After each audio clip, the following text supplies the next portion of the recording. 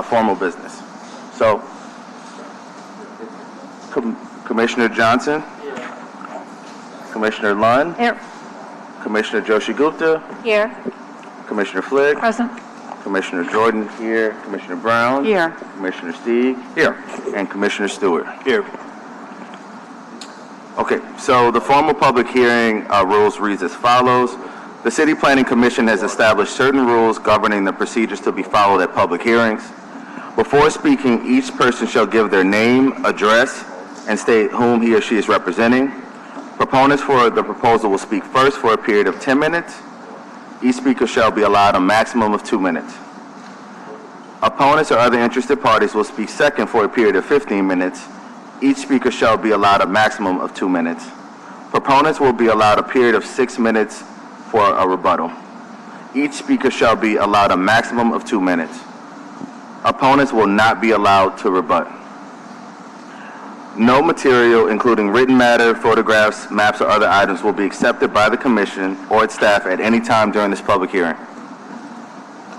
This procedure shall be followed except at such a time when the presiding officer shall, with the approval of the Commission members present, extend such time. And with that said, we will start first with the adoption of April 8th meeting minutes. Commissioner Flick will second. Okay, we have a motion on the floor from Commissioner Johnson, seconded by Commissioner Flick. Are there any questions? If not, we will vote our machines.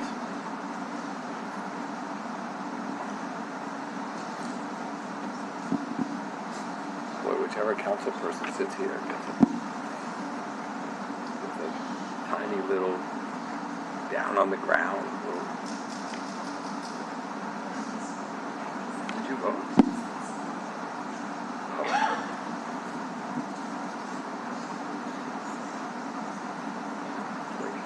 Wait.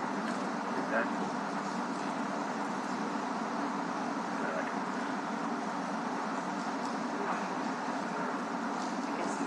Uh-oh, is it frozen?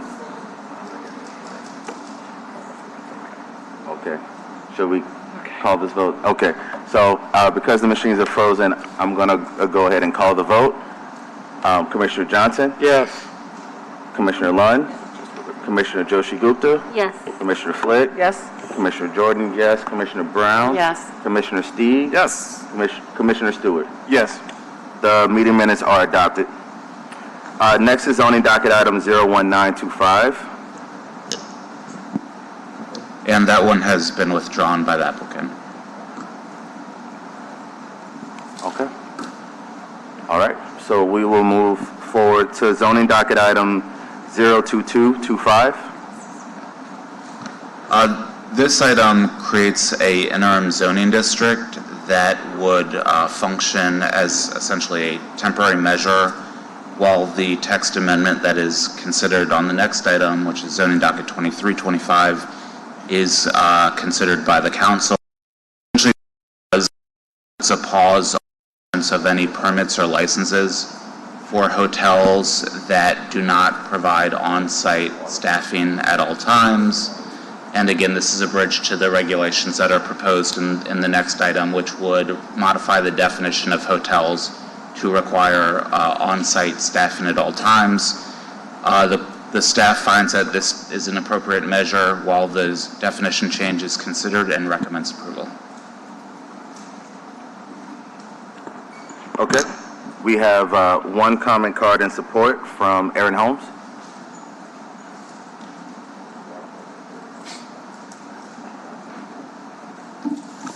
Good afternoon, Commissioners. My name is Erin Holmes. I'm Executive Director of VC-PORA. I'm here to speak in support of this measure today, and along with the following one, both the IZD and the following text amendment. These two measures are needed to codify common sense business practices that savvy land use consultants have sought to undermine. Having on-site staff at a hotel of any size is 100% necessary to protect not only the guests but also the surrounding neighborhood for issues related to security, fire safety, and quality of life.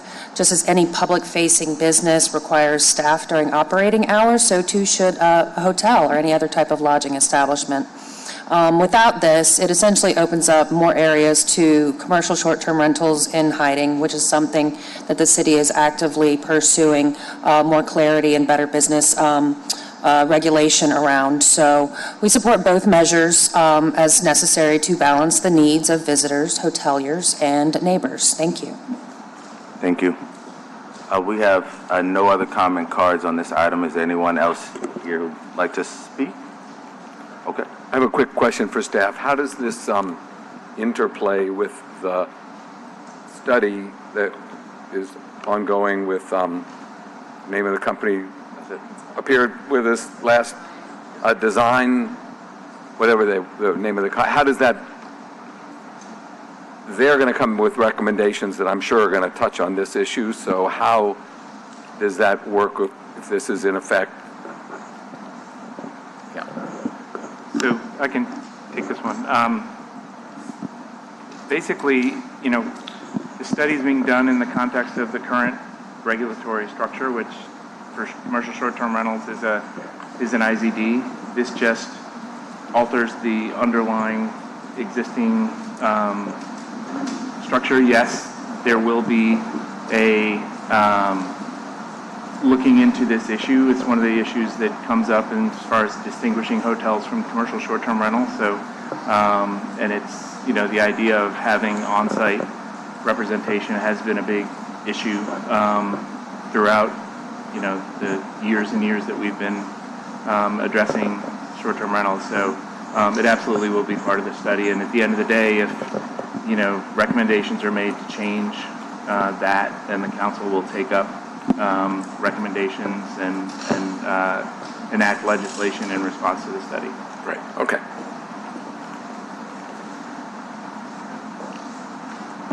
Commissioner Johnson? I just have a question, I guess similar to Commissioner Stieg.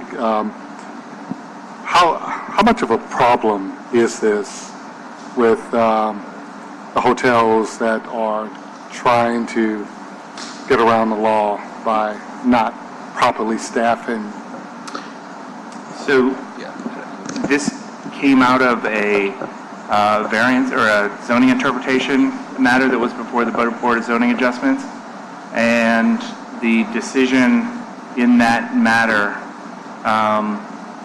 was seen by many as creating a loophole that would allow hotels, quote-unquote hotels, to operate effectively as short-term rentals.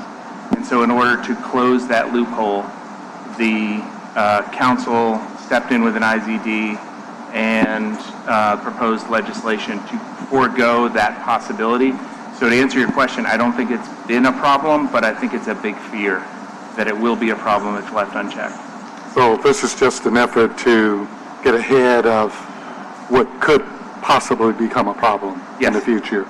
But I do recall last year we had a couple of cases where we had some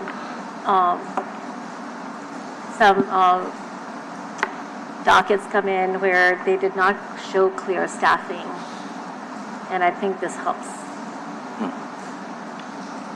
Yeah, I mean, like I said, it's been an issue.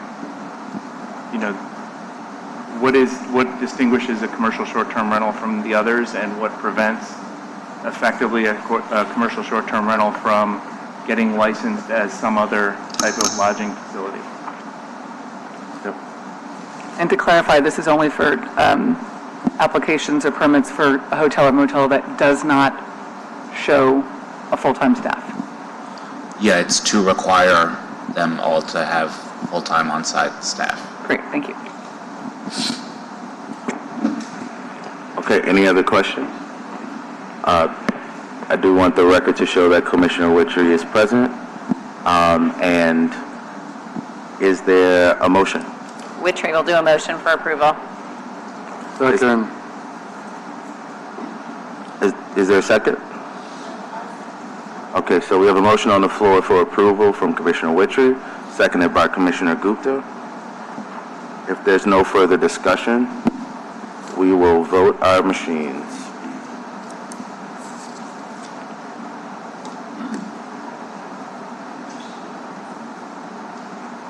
Up. There we go. Do we need to do a roll call? Nope. Nope, we're good. Okay. Zoning docket 02225 is approved. Next is zoning docket item 02325.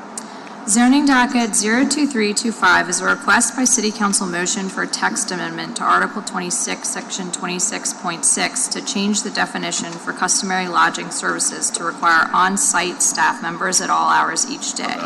The 24-hour requirement has long been enforced by Safety and Permits via Zoning Interpretation Memorandum Z1802.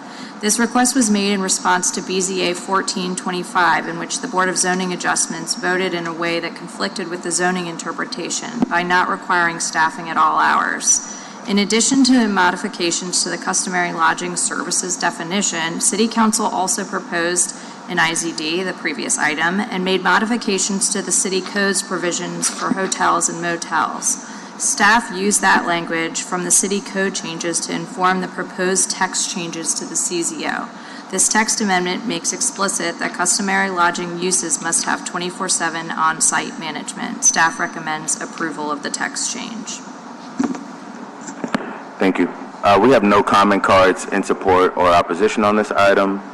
Are there any questions from the commission? If not, I'm looking for a motion. I'll make a motion to move for approval of zoning docket 023-25 as per staff's recommendation.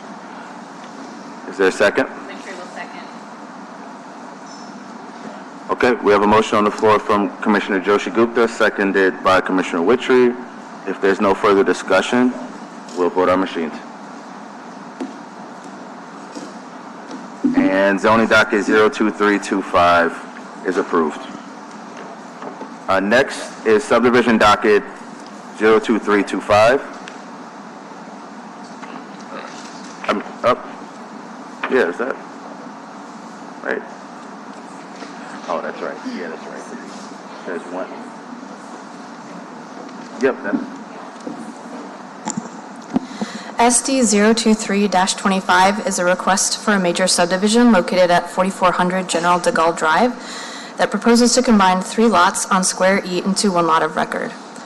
This particular subdivision is classified as a major subdivision because the request pertains to a site that's over 2 acres in size, thus requiring CPC review. The survey dimensions show that the site is well over 2 acres at approximately 2.68 acres. The site currently operates with an existing Chase Bank at the southwest corner of the square. Since no changes have been proposed to the configuration of the buildings, parking, or traffic circulation, this would not be considered as having a substantial negative impact on neighboring properties. The proposal is not creating a street nor infrastructure that modifies the existing configuration.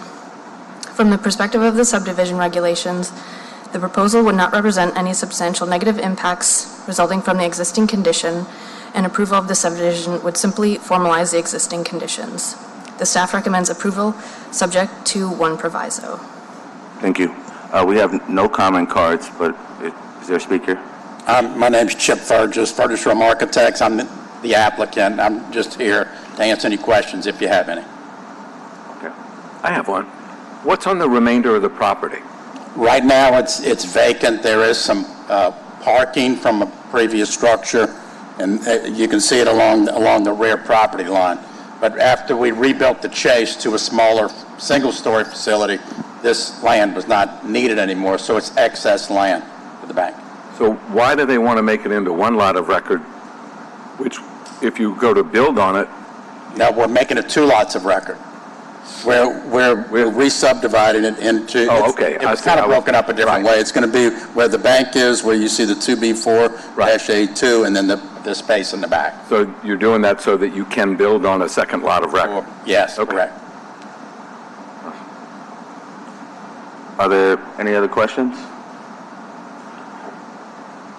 Thank you. And do you mind just completing that comment card? Sure, I didn't know, because I was the applicant, I needed. Thank you. Okay. So there are no more comment cards in support or opposition. Are there any questions for staff? If not, I'm looking for a motion. Commissioner Flickle, second. Okay, we have a motion for approval from Commissioner Witry, seconded by Commissioner Flitt. If there's no further discussion, we'll vote our machines. And subdivision docket item 02325 has been approved. Next is subdivision docket item 02825. Subdivision 2825 is a request for a subdivision to allow the transfer of an existing pool from existing lot 8A into proposed lot 8A2. The request requires commission review because it will create a multi-frontage lot, as well as an irregular lot shape that exceeds 40% of the total area of the rectangular section of the lot. This request is not in conflict with the master plan and only includes a shift in lot lines. This request will also allow the legal enjoyment of the pool and will eliminate the need for additional city services to physically excavate the pool and transfer it to the adjacent residents. Maintenance of the pool would need to still comply with existing code requirements, which could mitigate any potential negative impacts to the surrounding area. Therefore, staff recommends approval subject to one proviso. Thank you. We have no comment cards, but would you like to speak? My name is Fred Quarles. I'm representing the owner of the property to answer any questions you might have. Awesome. Could you just state your address for the record, please? My address is 1221 Amelia Street, New Orleans, Louisiana, 70115. Thank you. Commissioners, are there any questions for the applicant or staff? Okay. If not, I'm looking for a motion. I move approval, Witchery will second. subject to the one proviso? Correct. Yeah. Okay. We have a motion on the floor from Commissioner Steig, seconded by Commissioner Witchery. If there's no further discussion, we'll vote our machines. And subdivision docket item 02825 has been approved. Next is an extension request for subdivision docket 19223. So this is an extension request for a previously approved subdivision. It combined 9 lots into one lot of record. Happened at the February 6, 2024 CPC meeting, and it's beyond the 1-year time frame, and so it's before the commission to consider a 1-year extension.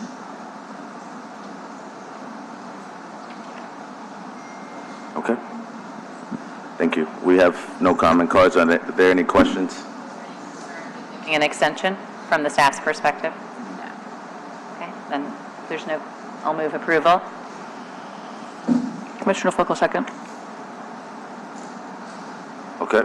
We have a motion to extend subdivision docket item 19223 from Commissioner Witchery, seconded by Commissioner Flick. Are there any questions for staff? Okay. Not, we'll vote our machines.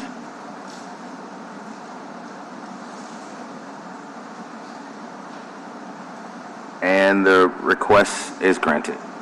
Congratulations. Next is street name change 00225. So it's actually a park name change, and I'll kind of explain the discrepancy. The park name change is a consideration of naming a park located at 1801 South Robertson Street after Barbara Lacing Keller in accordance with motion number M25115. The motion refers to the consideration as a park name change or a renaming of a park. However, the site is vacant and was historically used as a community center, not a park. The request, therefore, is for both the creation of and naming of a new park to be named Barbara Lacing Keller Park.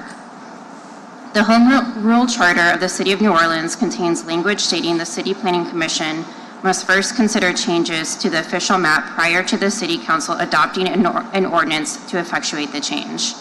A recent legal interpretation of the Charter determined that park name changes constitute changes to the official map and therefore require a recommendation of the Commission. However, the Commission's administrative rules and regulations do not address the naming or renaming of parks, and the City Planning Commission staff does not have criteria on which to evaluate the request. This is also why the request is categorized as a street name change, because a more accurate project name in the city's internal permitting database currently does not exist. The proposed park constitutes the majority of the square on which it is located. The subject lot, Lot S, contains a vacant community center on the northeastern part of the square, a basketball court, and a paved parking lot. The community center was constructed in 2015 after receiving a conditional use approval under the lot's former zoning designation. The proposed park and park name will only affect one city-owned lot and should have little to no impact on the surrounding properties. The City Planning Commission staff does not foresee any negative consequences with naming the existing unused open space as Barbara Layson Keller Park, and therefore recommends approval of creating a park named the Barbara Layson Keller Park. Thank you. We have one comment card from Mr. Chuck Morse. Can staff get additional comment cards, please? Thank you.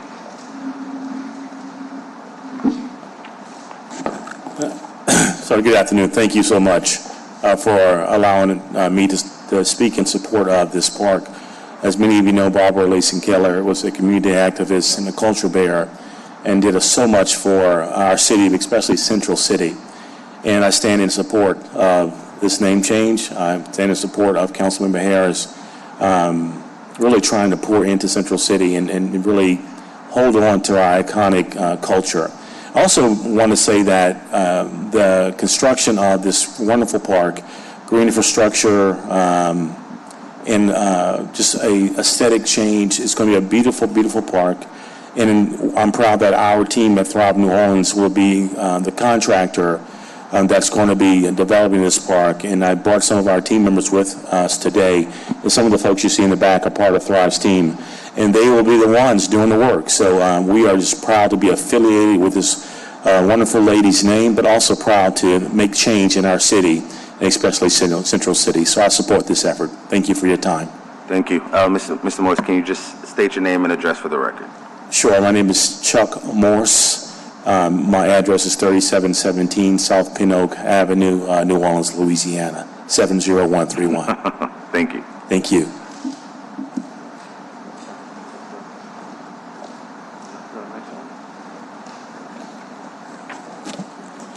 Good afternoon. Yep.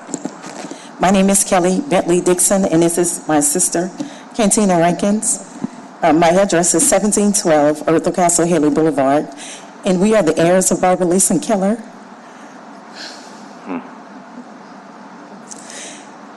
We are thankful and appreciative for Council Lady Harris, the Thrive team, and everyone that's in support of honoring my mom in this way. We are blessed to witness her being honored in this way. And as you can see, it's still hard, because it's still hard to believe that someone that was so full of life is not physically here with us. And as I've stated before, we are in support, because the place where we go to visit her now brings tears to our eyes. But we know this park will bring a smile to our face for us, her grandchildren, her great-grandchildren, and everyone who she touched in the community. So thank you again for your support, and we are here for whatever you need from us. Thank you. Thank you. Okay, that concludes the comment cards that we have in support and in opposition. Are there any questions or comments? I'd like to make a comment. I had the opportunity to work with Ms.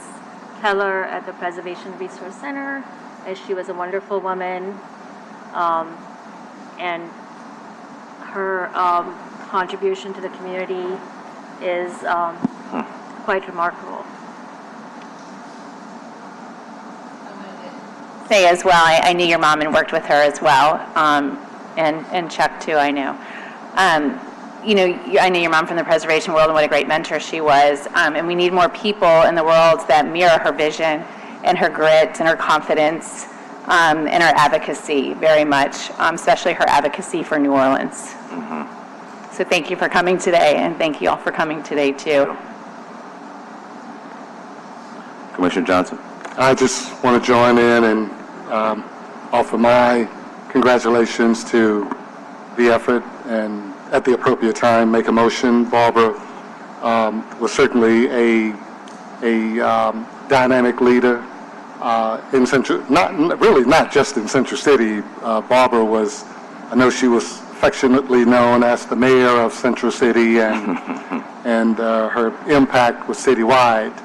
And Barbara held a special place in my heart because for many years, Barbara and my late wife worked together at the clinic. My wife was a doctor at the clinic, Dr. Barthay, that Barbara worked at for many, many years, and they were very, very close and very, very good friends. And she was a very, very good person that we all really, really cherished for many, many years. So at the appropriate time, I'd like to make a motion to accept the staff's, I have a question. It's a tentative approval. Tell me about that.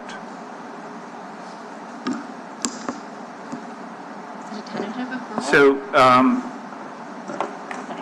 we use the word tentative in this situation because it also requires the approval of the mayor and the city council. And so the city council process has not happened yet. So we're one of 3 boxes that need to be checked as part of this process. I see. Okay, I understand. Yeah, I think the report just says approval. It says tentative approval with what I have. Is it tentative or is it approval? It's approval. Oh, okay. Then, does it have the proviso to it also? There are no provisos. Oh, I got the wrong thing here. Okay. Okay. If there are no further comments, I'm looking for a motion. Move to accept the staff's recommendation of approval. Yes, approval. Is there a second? And Witry seconded. How special that all these people knew your mom. Yeah. You've got to be honored. That's awesome. Very cool. Okay, if there's no further discussion, we will vote our machines.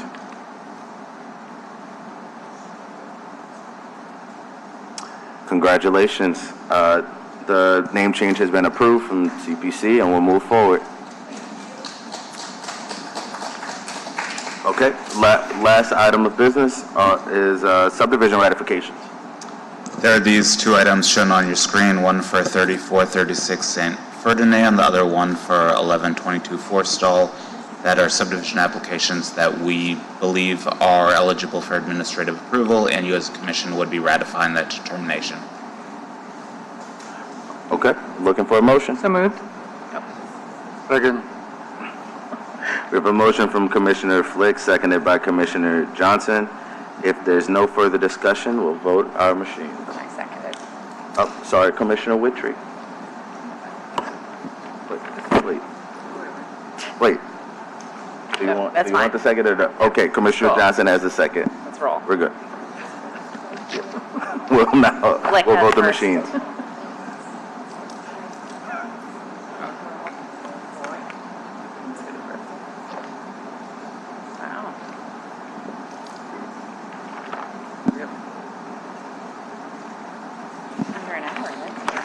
And the subdivisions are ratified. That concludes today's business. I'm looking for a motion to adjourn.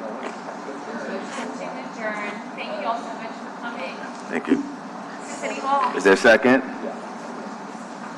I'll second. All in favor? Aye. Any opposed? Have a great day.